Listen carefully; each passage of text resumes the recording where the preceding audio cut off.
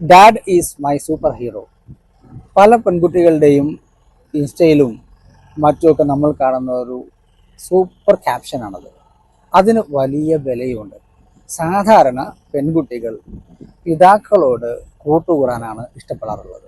അതങ്ങനെയാണ് അതിൻ്റെ സൃഷ്ടിപ്പ്.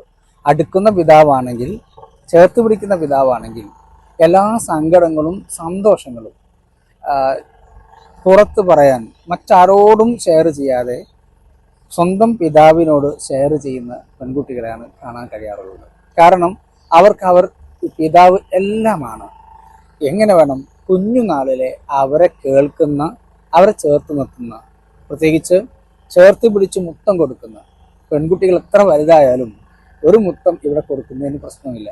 പ്രവാചകർ സല്ലല്ലാഹു അലൈഹി വസല്ലമയുടെ ജീവിതത്തിൽ നമുക്ക് കാണാൻ പറ്റും ഒരു സൂപ്പർ ഹീറോ ആയ പിതാവിനെയും ഒരു മകളെയും.